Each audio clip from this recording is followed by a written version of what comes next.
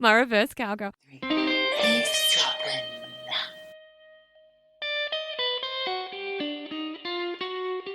Hello, Michelle. Hi, Geordie. How are you? I'm good, love. How are you doing? You've been up a mountain, I hear. Oh, I'm always up a mountain. No, I love it. Yeah, it's gorgeous. It's really autumnal. All the trees are golden green and turning beautiful, and there was sunshine. It was like a crisp Canberra day. Thank you for that delightful description of your surroundings and environment. How are you? I'm all right. How's grey old London? Well, it's not great. It's sunny, actually. It's nice here, too. It's been very sunny all week. Thank you very much. I had something funny to tell you, though. The other night, I played a fantastic game. It's called, I don't know what it's called, actually, something to do with werewolves. And it's like Murder Wink, where everybody gets a card, and there's lots of different cards. You're all villagers. Everybody shuts their eyes, and the narrator says the story, which is there's two werewolves loose in your village, and basically everyone's going to have to go to sleep tonight, and by morning we'll find out who's been killed. And then the story goes along, and then the narrator says, open your eyes if you're the thief or whatever, and thief can swap cards around. Open your eyes and then shut your eyes again. Open your eyes if you're the werewolves, and you look at each other because there's two and you know who's who. And then there's a witch that can, if somebody dies, that's right, they look at each other, the werewolves, and they decide who they want to eat. They choose one person to eat. They have to agree on that. Then they shut their eyes again. And it's all done very silently. And the narrator will go around and move cards. Some people can swap your cards around. So maybe that werewolf won't be the werewolf for very long. And there's a witch. And now I was the witch. And this is the third round we'd played. It was very late at night, Michelle. And they'd asked the witch to please open their eyes. Witch, open your eyes. Witch, could you open your eyes now, please? And you were there snoring away. I had gone to sleep. I had gone to sleep. But luckily, everybody thought it was my husband because it's the sort of thing that he would do. So everyone was convinced he was the witch. Oh. I actually woke up and I didn't have a clue what was going on. And they were like, tactics, Geordie, tactics. Oh, if only. I'd make a great poker player. Well, last night I went out on the lash. Oh, go, Michelle. I'm hungover. You look hungover great today. Oh, thanks, doll.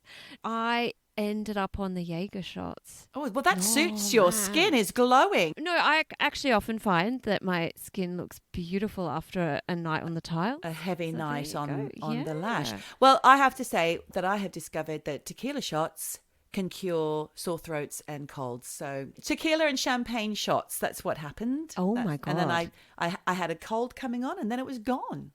Wow. Yeah. I think you should try kombucha with a tequila shot. It is absolutely fantastic. Nice. Hibiscus kombucha with Patron tequila. I don't have Patron. I think I've only got that Ariba, whatever it's called, the one with the little hat on. That'll do. That'll do. The one that wears the hat. Any old tequila. Listen, I wanted to talk about last week's episode, Michelle, because I listened to it recently and I was thinking about Prince Charles, and Camilla and their secret Australian love child, the chap who pitched himself at 55 or whatever he is, which made Charles 16 when he fathered him. I know that he was 8 or 9 when he remembers the gentleman in the naval uniform coming to say, oh, we're buggered now, Camilla. We're buggered. But why would he turn up in a naval uniform, in full naval dress? Why? Wouldn't he just play it down? Wouldn't he wear like a beekeeper's hat or something? Well, you would think. And he would only have been like 20, if that, by then. Yeah. I think there are so many things that don't add up about that story. One other thing, Michelle. Why would they need to go and get his eyes changed colour when they're shape-shifting lizards anyway? Oh, my God. Of course.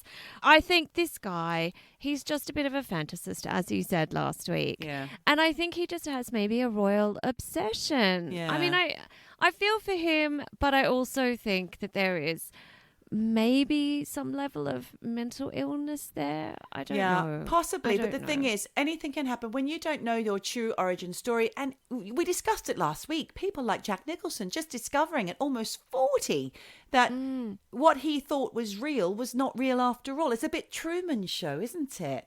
Like suddenly realizing your whole life has been a lie. It's shocking. It's awful. For anyone that didn't see the video trailers for for last week's episode. You missed Dancing. Geordie shaking her ass. I liked your lasso move. My That's a cowgirl. good one. Yeah. My reverse cowgirl. Reverse That's something cowgirl. else. That's Jesus. something else. Michelle. Oh, well, do you know what? We did have probably my all-time favourite comment on a video. Haven't you got anything better to do? Was it that comment? Oh, the trolls. We love the trolls. No, this one was from Jezanator. Oh, Jezanator. Jezanator. And he said something. I can't remember what it was like. Jezanator, the man who gives us the gift that keeps giving all our best hashtags. The Neenish Tarts, Two Birds Yakking. Thanks to Jezanator. I know. He just shoots them out, doesn't he, the old Jezanator? What did he shoot out at us this time, Michelle? It's a little bit distressing. He said something very nice, like, smart girls are sexy or something. I don't know. Oh, no, I know the comment you mean. Smart girls make me randy is what he actually said. Oh, my God, that was it. That was it. Yes. Yes. Let's take that down before his wife sees that, shall we? Smart girls. But we weren't being very smart. We were being a bit foolish. We were being feather-brained. What were we? Feather-brained. Clucking. Two Clucking. birds clucking. Two birds clucking. Oh. Speaking of feather-brained talk. Yes? Now, this is going to not be of interest to any men. I know that it's a very girly thing to talk about. I just want to talk about this new shampoo I'm using because it is fucking amazing. It really is. It's called New Wash. I'm not saying this because I get any kind of commission. But we'd like to, yes. Oh, man, I would love to get I'd commission. like a freebie. Sell the shit out of this product because it's absolutely incredible. Yeah. You've probably seen it on Facebook and you know I love a beauty gadget. I mean, I was telling you earlier, I've bought face yoga, never used it. I buy all this stuff. Anyway. You had a little shovel that used to dig things out of your face. Did you ever use that one? A sonic shovel. Yeah, I know. I've got to start using it all. This shampoo, it's not a shampoo. It's actually like a moisturizer. It doesn't foam up. So you put it on your hair and I'm telling you, because they give you this little scratchy scalp brush that you use. My hair has never felt cleaner. My scalp feels incredible. My hair is so soft and you don't use conditioner. It's expensive, but you don't use conditioner and it actually prolongs your wash times. Nice. Because I actually find my hair looks better dirty than clean. Like dirty hair look, like day 2, day 3. Oh, okay. Ugh. But, like the dirty hair look. Dirty. But yeah, anyway, New Wash, if anybody is thinking my hair just looks, not my hair, your hair, No, your one's hair. if one's hair is looking dry and lifeless, honestly, it's changed my hair completely. So there you go. That's a tip from me to you. Thank you Yeah. for the There you hair go. tip, the tip of your hair. So this week, Michelle, what are we doing? It's a NEWSDROPPIN episode because we have been looking at news stories. We're lucky, aren't we? Because we just get it sent right to our phones. All these ridiculous things keep popping into my inbox and some shocking things and some scary things. But I've chosen a couple of news stories to tell you about today, Michelle. Have you chosen some for me? Should we take turns telling each other our stories? Let's take turns because I have to say I'm quite an avoider of the news. I don't like It's it. depressing. It's really depressing. When I was going through, a lot of the news sites, it was just this person got murdered, like the politician in London that was just horrific. got stabbed to death. Yeah. Absolutely horrific. Bow and arrow attacks in Norway. Yeah, that was crazy. But women getting raped. Actually a few episodes ago you mentioned about we need to educate our sons better. Yes. But No? I've been thinking about that comment, and while I think, yes, society needs to educate their sons better, it did strike me that it's just another thing that women have to do because even though Didn't I say children rather than sons, though? Didn't I say we need to start with the education system? It needs to be educated into the curriculum. Children need to be taught that you don't treat people that way. But it also needs to start in the home. And often women are the primary educators in the home. It just seemed to me like another thing that women have to take responsibility for. And actually, you're right. It needs to come from the education system. But I think, too, that message has to be clear in the home as well. Yeah. So I think generally people need to be kinder and better behaved towards each other, and we need to set standards, and it has to be across the board. You cannot allow that kind of behavior to exist in society anymore. We've got enough to deal with. we do. But also, I was thinking about this in terms of girls as well. I've been reading a lot online, especially in my journalist group, and there is a real epidemic of girls having really low self-esteem and low self-worth because they are basing everything on how they look. And their highest ambitions are to be, a star on OnlyFans. Do you know about this website? Yeah. It's really scary stuff. So do you want to explain what OnlyFans is? Yeah, it's a website that started out where you can monetize whatever your interest is, but basically it's become a website where girls can strip off and do sex stuff for money. Oof. And virtually, it's all virtual. To be honest, Michelle, I'm a bit confused now because I thought OnlyFans was somewhere where you could get Carl from Neighbours to say happy birthday to Mrs. Hannah Hughes, which is what happened. He said happy birthday to Mrs. Hannah Hughes of Croydon area in a little birthday message. She posted it and I couldn't believe my eyes. I was like, my God, that's Carl from Neighbours. Yes, you can do that as well. I didn't realise it was for porn as well. Like, everything's from porn. That's what young girls are using it for because, it's very closed. Oh, gosh, I just think it's really hard to navigate all of these new technologies. Anyway, that's not even one of my stories. Okay, well, what's your first story? Let's hear it. I hope it's fun. Well, kind of. Banksy's back in the news. And it seems like every year or so, something about him pops up in the news. And this week, he's been splashed all over the media because an artwork of his just sold at Sotheby's which for him was a record of £18.6 million. Oh, Jesus Christ. Right? Who is this guy? I'd love to know who he is. Is he single? I know. I'm not, but The thing about this is that it's quite controversial because this particular artwork was for sale 3 years ago, again at Sotheby's. And I don't know actually if you remember this, Geordie, but it was the girl with balloon. Yes, I know that picture. Yes. And it was up for auction. And at the time, it sold for £860,000. Okay. So, which was, I think quite a record at the time. But what caused all the chaos about this artwork was that as soon as it was sold, it was destroyed. Yes, there was the machine inside the frame. No one knew that this was inside the frame. And what happened was, as soon as it was sold, the gavel went down, the artwork sort of self-destructed. How did they do that? So the machine turned out to be a shredder. And there's actually a video that Banksy made of this.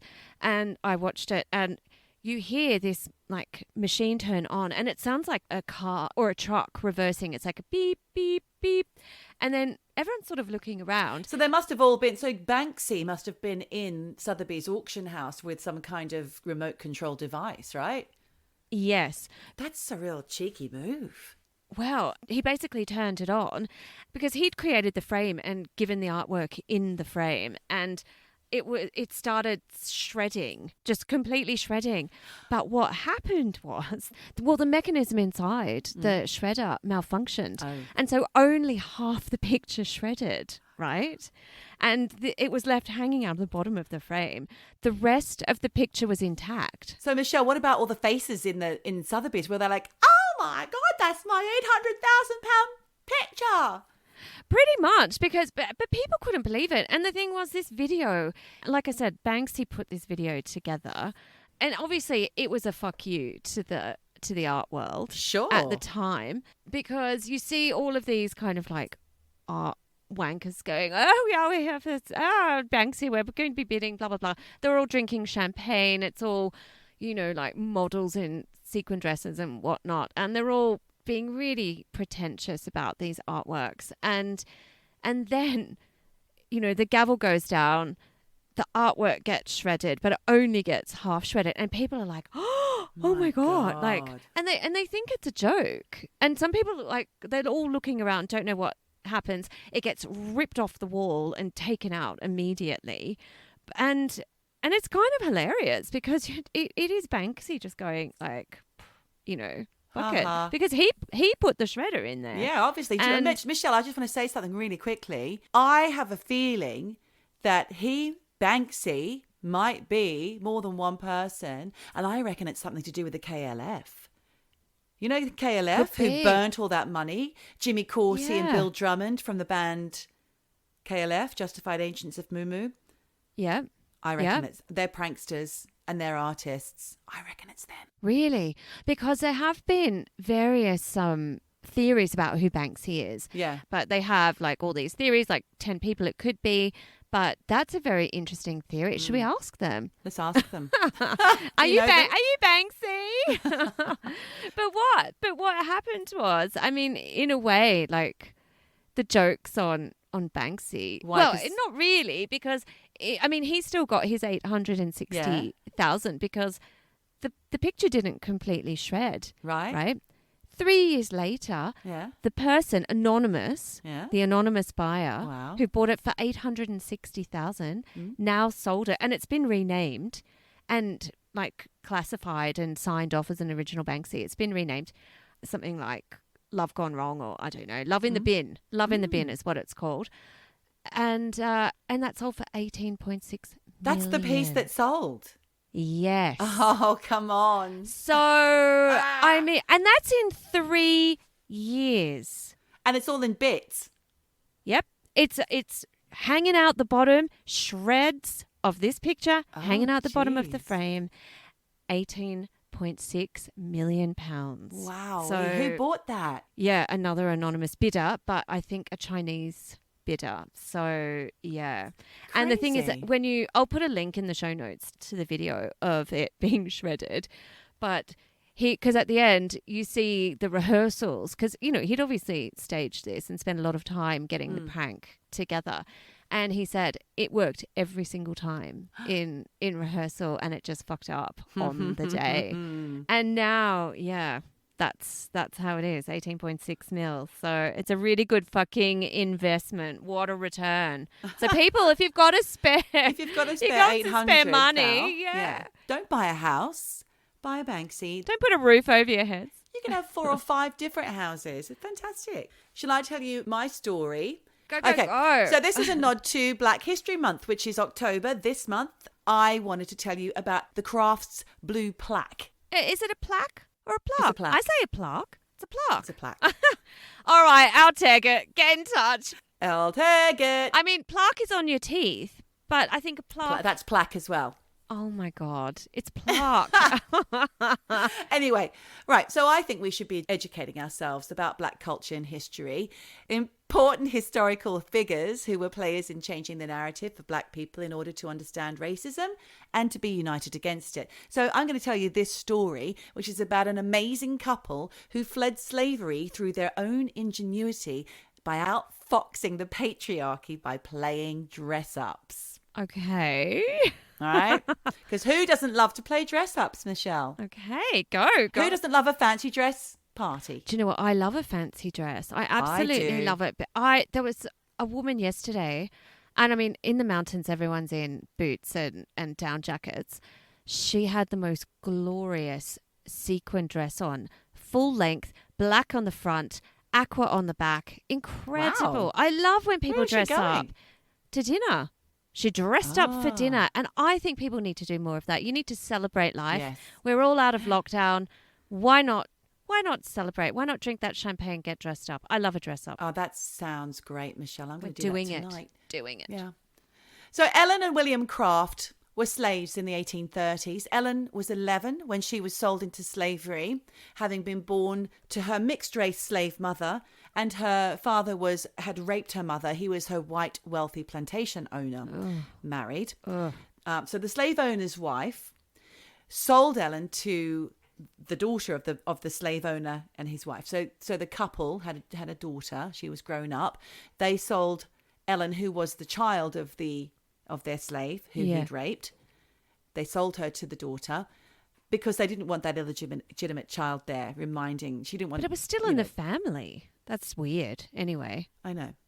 So anyway, this Ellen was then moved to Macon, which is in Georgia. And at age 16, she met William. Now, William had had a pretty shit time too. He'd been sold to settle gambling debts and had just seen his mother, father, and 14-year-old sister all being sold off separately. But William was reasonably lucky in that his new owner taught him to be a carpenter. And so he was allowed to work for fees, which he was then allowed to take home and keep. So he started to save money of his own. He wasn't a free man, but he was able to go out to work and he was allowed to keep most of the money, not all.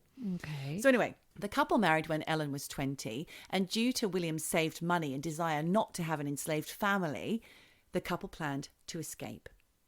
They first fled north and then to England. In December 1848, by Ellen, the way that they escaped was Ellen dressing up as a disabled white man. Now, remember Ellen's mother was mixed race, right? Oh, okay, already. She was a mixed race woman, and the father was the white plantation owner. Okay. So she might have been quite fair. Ellen was quite fair, yeah.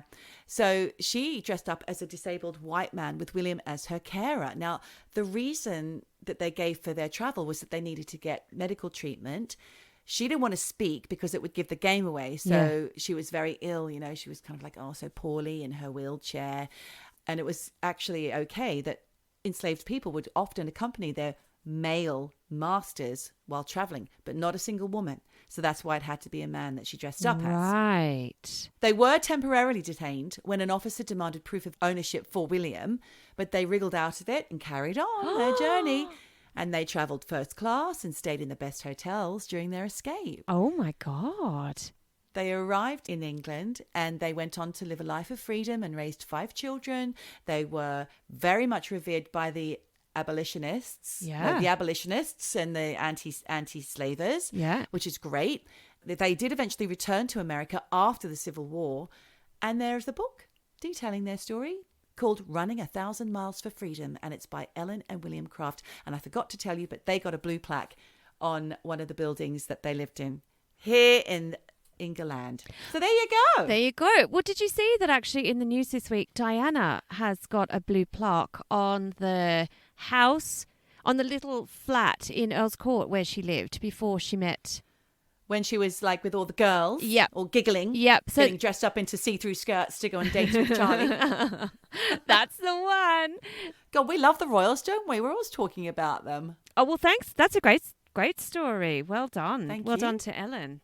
Extra, read all about Give it. me the scoop. Eavesdroppin' Wednesday, there's no doubt about it. Eavesdroppin'. Well, I had a message from my friend Felicity earlier in the week. She got in touch to tell me that there have been some advancements in the Madeleine McCann case. What? Yeah. So I don't know if you remember, but back in episode 20, season 2, in our Psychic Detectives episode, we talked about the Persian medium Thea Johansson, dodgy media. Yes. Yeah. And her dodgy Madeleine McCann info, where she says that Madeleine is still alive and still out there.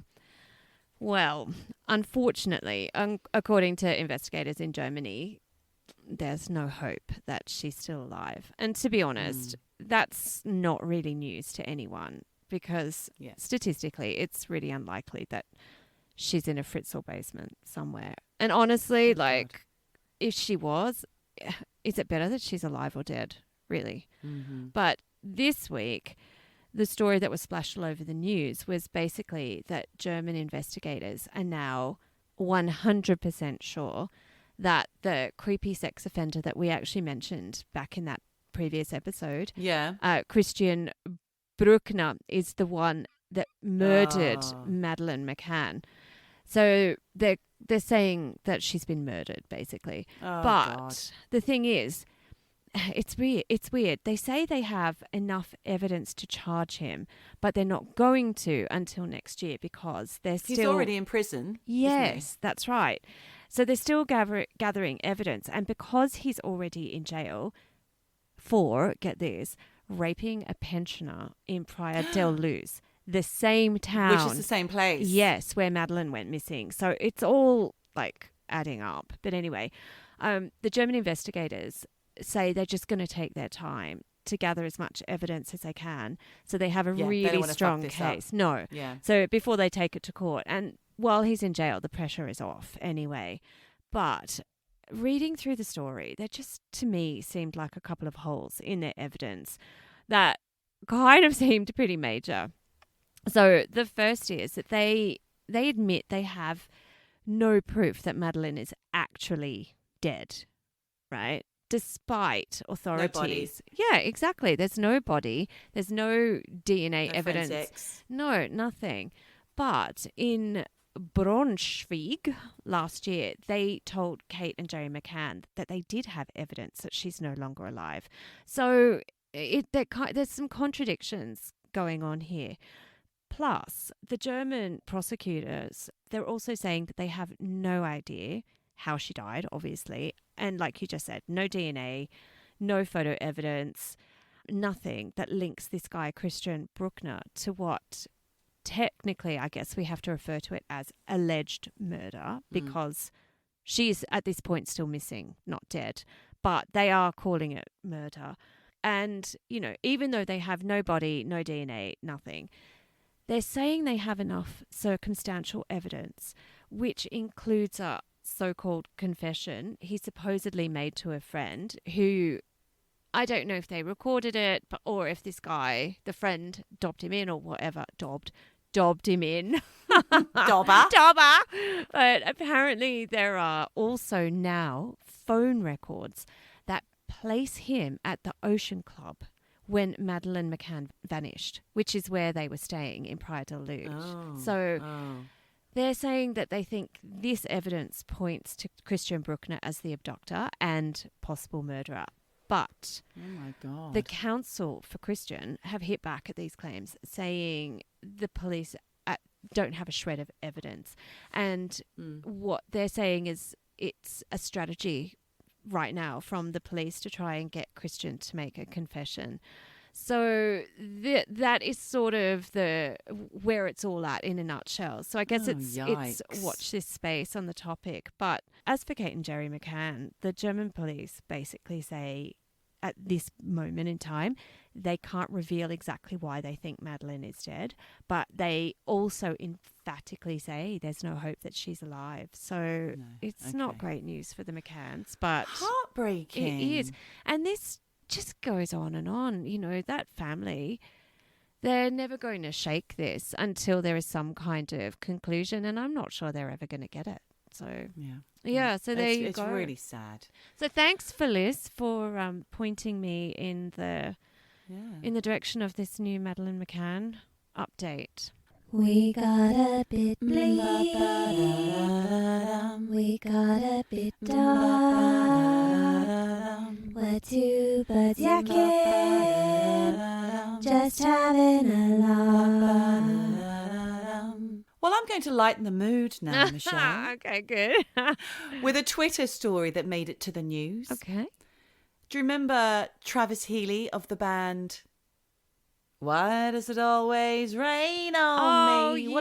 What's the band called? I've actually not written it down and I can't remember the name. No, and me either, because they also have that song, Riding to Reach You. Anyway, I know who you're talking about. Travis. It's called Hang on. Travis. Travis Healy. His name's not Travis It's Healy. Fran His name's Healy. Fran. What a dickhead. And me too. Because at first I thought you were talking about Travis with all the tattoos, the neck tattoos. I'm so middle-aged. Oh my God. God. Yeah, but I was just looking at you going, yeah, I know who you're talking about. Yeah, Travis Healy. Yeah, Travis from the Healy. band. Oh, I can't remember. No, but then of course his name's Travis. But then I thought, do you know what? Who is it? I thought you were talking about the Travis initially, who's going out with the Kardashian. A Kardashian. I know, the one that was in the plane accident that you spoke about in one episode. Yes, I think that was in season and survived. 1. Yes. Yeah. But speaking of Kardashians, have you seen Madonna's daughter, Lourdes? She looks like a goddamn Kardashian. Is her name not Lourdes? Lourdes. I thought it was Lourdes. I think Okay, it's I'll Lourdes. tag it. I need you again. Tag it. Tag it. Ticket alert. She's been splashed all over the news this week because she's come out saying, my mother is a control freak and all she's done my whole life is control me. Because she was talking, she gave a very candid interview to Debbie Mazar, who is, you know, the actress. Yeah, she's real. She's got Bronx. I can't even do it. Bronx accent. I'm not even going to try. She's fantastic. She's in Younger, actually, if you've ever watched that series. No. I think she was in Goodfellas, wasn't she? Yeah, she was maybe. The, yeah. I think she might have been one of the mistresses. Oh, are you finished telling me about Lourdes? Oh, well, no. I mean, I'll put a link, but Lourdes, I think she's called Lourdes. Lourdes in these interviews, she just sounds cool. Like, and I don't mean cool as in like hipster. She just sounds like a girl who knows her own mind and who is not affected by fame. I mean, Madonna gives her no money. She's had to work for everything she's ever had. Yep. And even though she's modeling, which she's not a great model, but she's obviously Madonna's daughter and she's got all this like armpit hair. So, you know, she's... Oh, I used to have that when I was her age. Yes. How old is she? 20? Yeah, something like that. It was all the rage. Yeah. Hair everywhere. But yeah, anyway, Lourdes. I'll put some links to that. Okay, Lourdes. that's interesting. But let's go back to Fran Healy, the Scottish singer from band Travis. Why does it always? Yes, we know.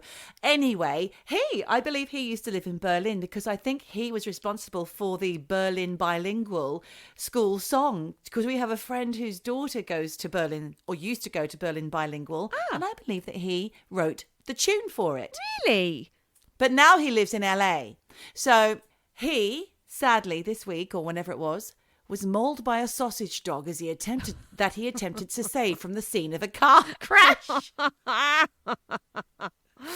So he lives in LA, as I've said.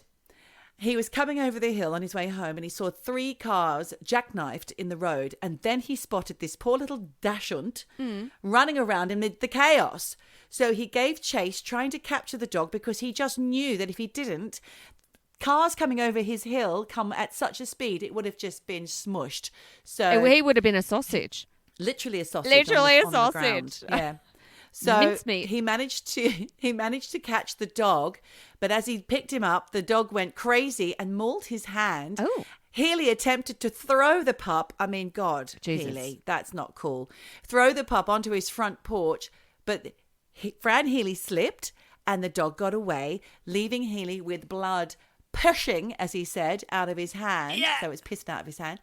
And the neighbours called an ambulance, but they sent a fire engine instead. So it sounds like a day of chaos for poor Mr. Fran Healy. Oh, my God. Eventually, Fran was taken to get medical care and the dog was found and returned to its owners, who lived in Stevie Nicks' old house.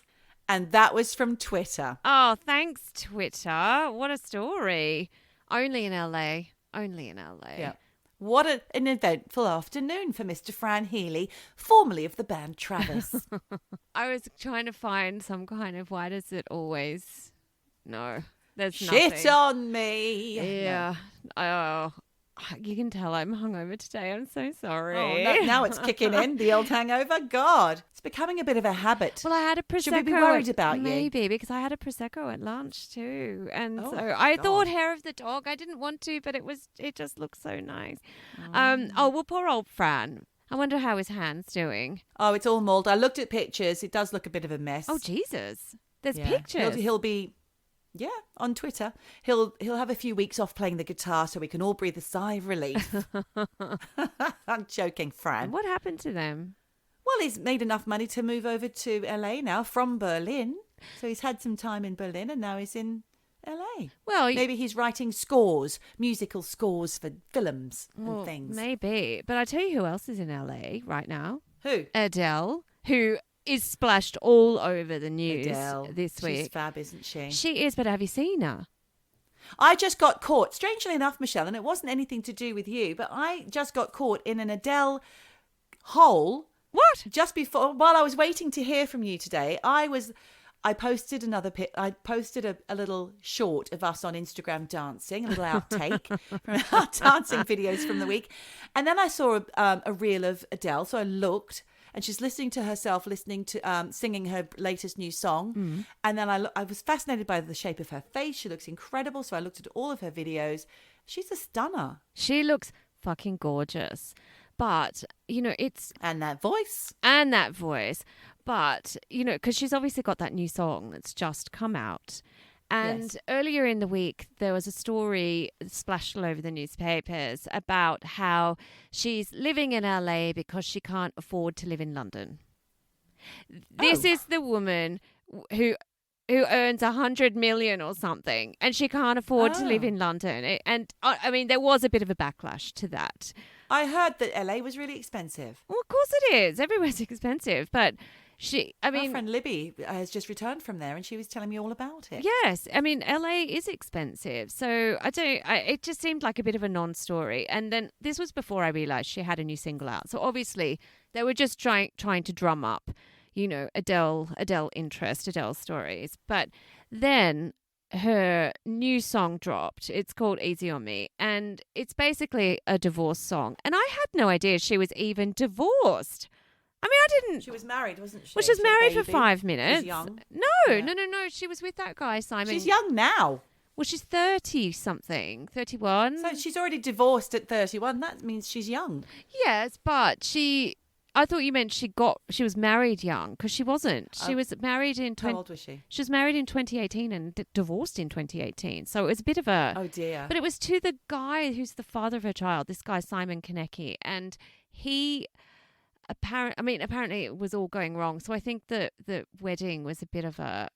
They got married on her 30th Band-Aid, birthday, yeah, and as then you it call it. it all went wrong, and so now she's with LeBron James's manager, this dude called Rich Paul, and Who is LeBron James? I hear about him all the basketballer, time. isn't he? Oh, okay. Yeah, for the Lakers, I think. Well, anyway, Adele, I think. She's lost all this weight. I mean, she's on the cover of Vogue looking absolutely stunning. But I think it's kind of like revenge bod. She's like, Right. she got divorced. She's, doing the whole like slimming down. And I mean, she was always gorgeous, but she's absolutely stunning. But I looked at this video of hers for Easy on Me, and I didn't recognize her at first. It's like, is that Adele? Because she looked so, so different. And the song had just been released 12 hours earlier, 20 million views already. Wow. I mean, she is the biggest female artist on the planet. She eclipses everyone, and her voice, it's so unique. Her songs are amazing. Incredible. This one, wasn't too sure about it. Have you heard it? Did you listen to it? I think I did hear some snippets, but I'm so confused. I don't know her back catalogue very well, so I wasn't sure if it was an old one or a new one. Yeah. I do like her winged eyeliner, though. Yeah, I think that's the new one. She's in the car driving away with a suitcase. No, I didn't see well, that. that's the new one. It was just a good song, but nothing earth shattering. It was all right, I guess. Okay. So is there a story to do with that, or is that it? No, it was more that I wonder if she and Fran Healy might be friends living in LA. Maybe they're friends, Who maybe they're knows? neighbours. Apparently you see all the famous people all the time in LA. Yeah, well, you do. I mean, I was in a yoga class with Demi Moore, so there you go. That's right. When I was in LA. Yeah. And I thought Joaquin Phoenix was Valet my driver. valet attendant anyway. Was she sitting at the back of the class with no pants on, putting her hands up and asking questions of the class? No, she wouldn't do that, would she? That's not Demi Moore's style at all, is it? No, she was in front of me, and she was skinny. She looked great, but she looked too skinny, and she had baggy knees. I'm getting that a little bit now too. It's not nice. It just happens. I just wanted to tell you about my father-in-law, who sadly passed away in the summer. But one year he took us on a holiday to a Greek island, to one of those resorts where you have everything in one place. And there's pools, and there's a private beach, and there's Pilates classes. So he and his friend went to a Pilates class. Paddy, my husband, and I went looking for him, and we thought, let's watch them in this Pilates class. He was at the back. He was wearing tiny shorts, nothing underneath. The last chicken in the shop was hanging out the side of his shorts. And at the end, the Pilates instructor said, has anyone got any questions? And he was like, hand up. So everybody had to turn around and look at him while he asked a question about Pilates. And he had, like I said, the last chicken in the shop was hanging out the side of his yellow shorts. His friend was appalled. She was very, very upset. She's like, put that one ball away. Stop free balling. Put that ball in your pants. R.I.P. Charles, we do All miss right, you. Pierre. That's one of my favourite memories anyway. And that ball hanging out. I Oh. know. Shall I tell you about the Putney Pusher now? Yeah. This is from Wired and a few other news sources because I got pulled into a rabbit hole with this one as well. May 2017. Now, I used to live in Putney, but not then. I'd moved by then. May 2017, 7:40 a.m., Putney Bridge. Beautiful bridge. One of my favourites in London. I love the Lovely. view from Putney Bridge. The bus driver was pulling out of the bus stop. Now, he wouldn't have been going very fast, thank God, because it's slow on the bridge. It's quite full of traffic. Suddenly, a woman fell in front of his bus, causing him to swerve to avoid her. I saw the CCTV. It was pretty shocking. Oh, my God. Okay. CCTV and dashboard cams revealed a jogger with his face obscured was seen running in the opposite direction of the woman. They could make out that he was a stocky white male with brown hair and eyes, grey T-shirt, blue shorts. And as he ran towards her, he seemed to make a last-minute decision to reach out his arms and shove her into the path of this oncoming bus. She fell backwards and her head kind of bounced off the ground. The bus just pulled out in time to avoid going over her head. So he continues running without even a backwards glance to see what he's done. And then he comes back about 15 minutes later. The bus is pulled up. There's passengers. There's people going to her aid. She's really badly shaken, the woman. Oh, my God. And she sees him coming back and she's trying to confront him. He just blanked her and keeps running. Fucking hell. So this guy, he was dubbed as the Putney Pusher, never caught, even though there's like a huge network of CCTV cameras all over London. In fact, I think that we have one of the hugest amounts of CCTV in the world, in London in particular. He's gotten away with it. Reddit users have pondered the mystery, wondering if he was maybe an embassy worker or something, and that's why he got away with it. And the video is very clear of him, so they're wondering why can't they use facial recognition now? Another Reddit user said that she and her father were local to the area and keen runners, and on one occasion they had encountered an aggressive fellow runner who, unprompted, was very aggressive towards them.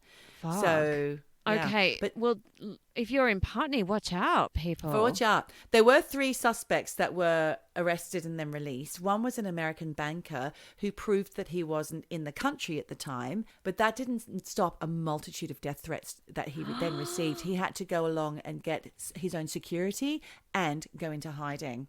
Yeah. Oh, my God. Yeah, there's photos of him online. It's really unfortunate if he isn't the not- guy.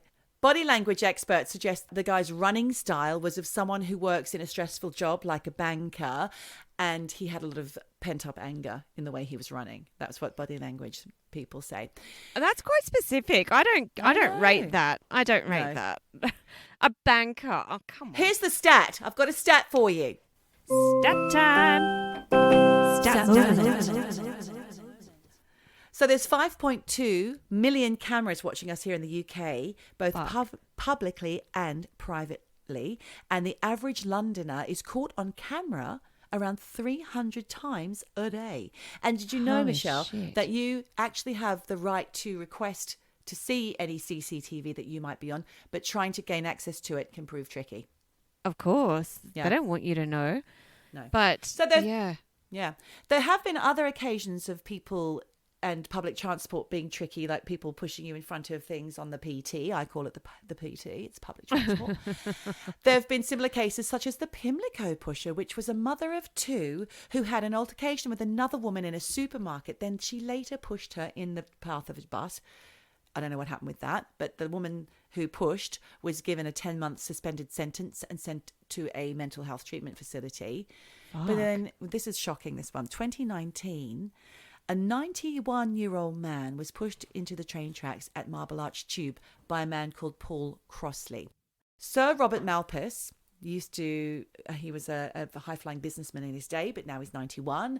He went down like a sack of shit onto the tracks, but luckily, due to a quick-thinking passenger named Riyad El Husseini, he jumped in to rescue him with only 1 minute left before the train arrived. So I've seen the CCTV of this as well. God. It's shocking.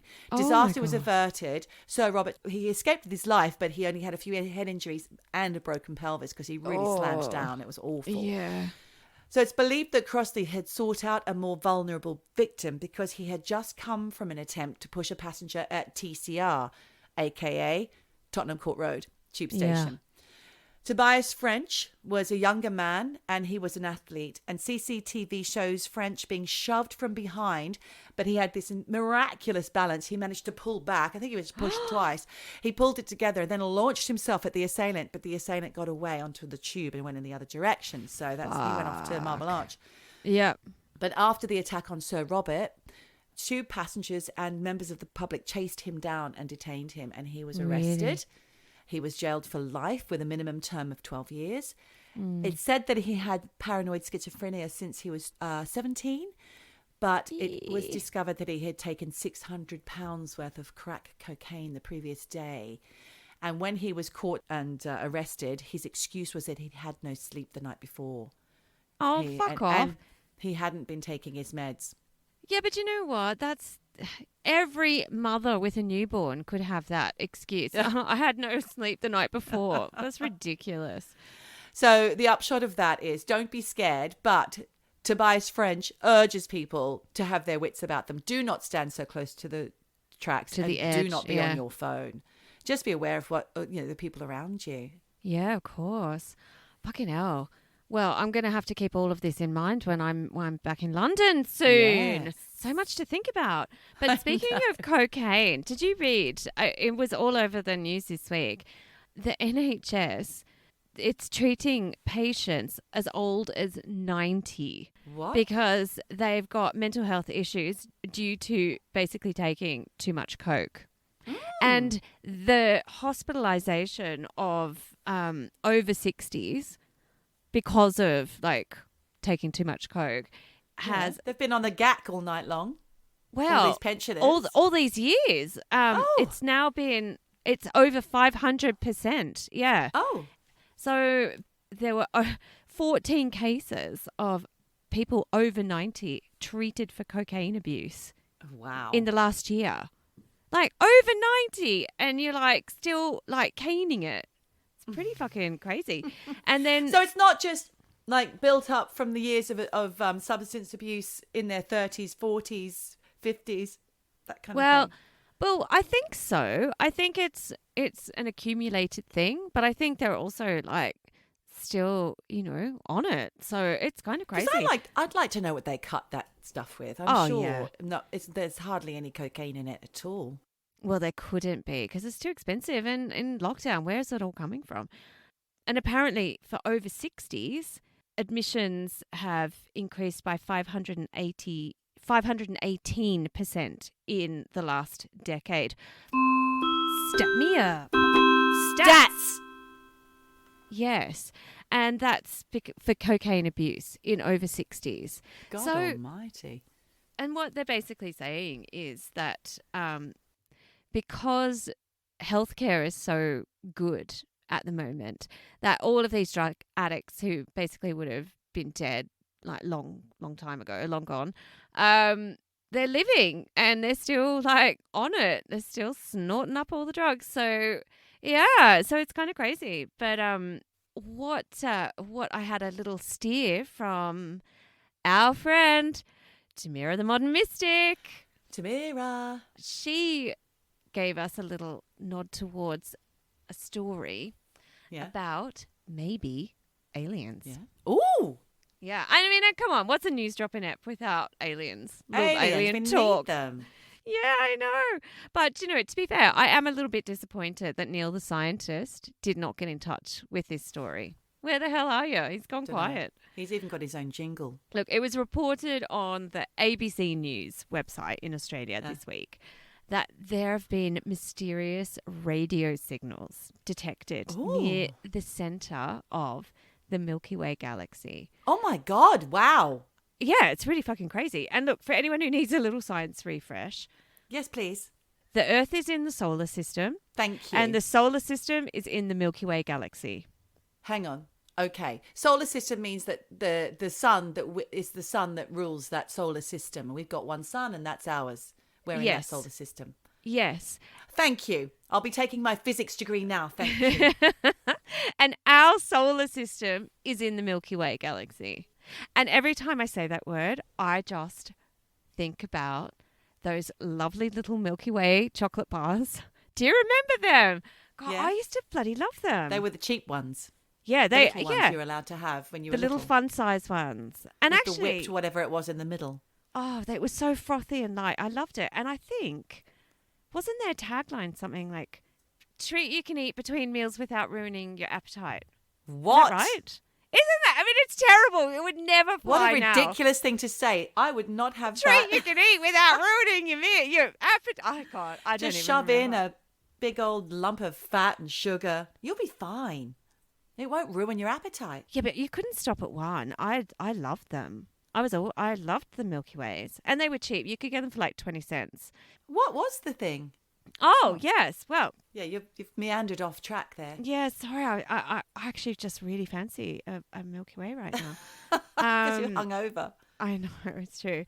When I looked into this, the radio signals started happening in January last year, and people are talking about the timing because that was right before COVID. Yes. So I don't know. That's one for the conspiracy theorists.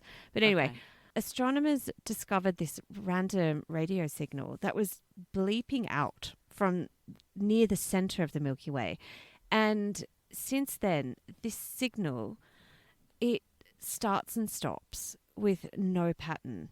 So it's random. Yeah. And then it's quiet for months. And then it'll have another burst of activity. And it's just no pattern at all to it.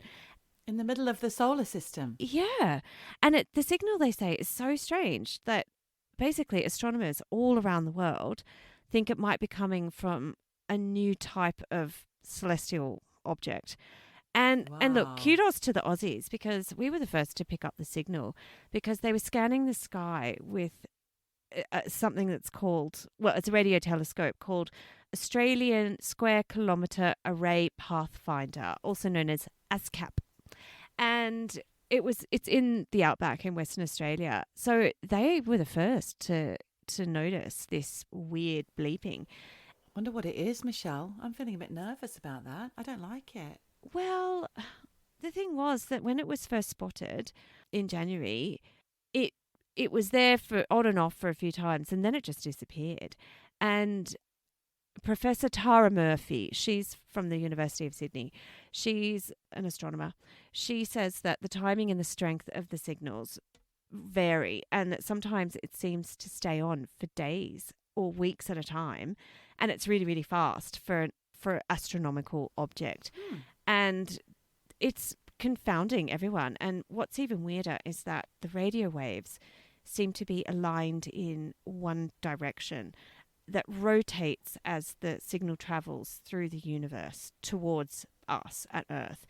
So she says it means that whatever this thing is, it rules out all of the objects that they know about right now. So they are just like, what the hell is it? But she's like, it doesn't mean we've found aliens. So I don't know. I'm just more concerned that it's a big ball of fire hurtling towards the world. Fuck. Well, Sorry. that's uplifting. But because at first they thought it was a pulsar, which is like the fast spinning heart of a dead star. But apparently that sends out fast pulses of energy, like really like clockwork. So they've ruled that out. And then they thought the second possibility was that it could be a massive star, but it's completely invisible. So they've ruled that out as well.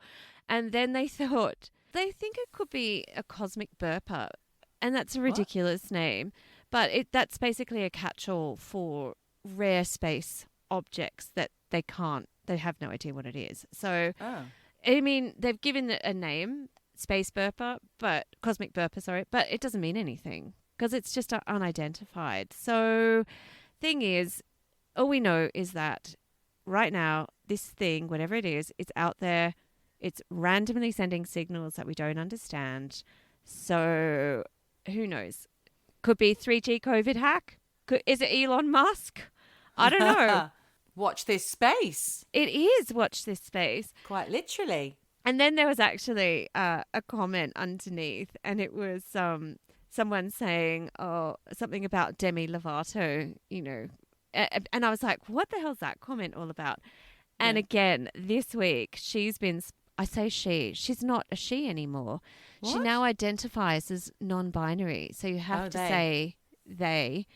Demi Lovato has come out saying calling aliens is a derogatory term because it's offensive to extraterrestrials and they should be called ETs.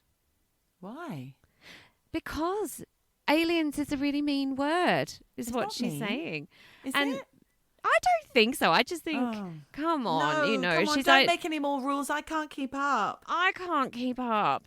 But she's trying, she's on the PR trail because she's got this new, like, She's got an 4-part album out? documentary. No, it's a Right. 4-part doco on aliens because apparently she went to Joshua Tree, saw something in the sky, and she's going on this, like, Demi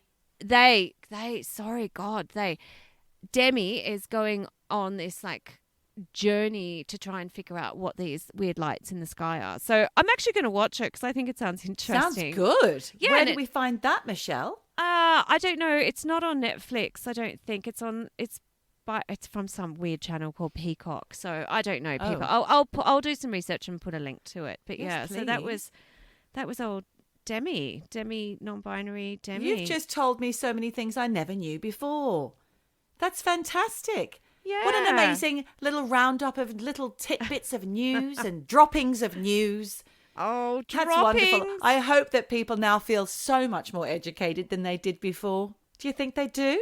Well, I don't know. They now know the shampoo to buy, the shampoo that doesn't lather. Yeah. They know about Fran Healy. Fran Healy. And his sausage dog Mauling. Yes. Madeline McCann, still missing. Lourdes. Or is it Lourdes? Lourdes. I mean, what? All the things to ponder.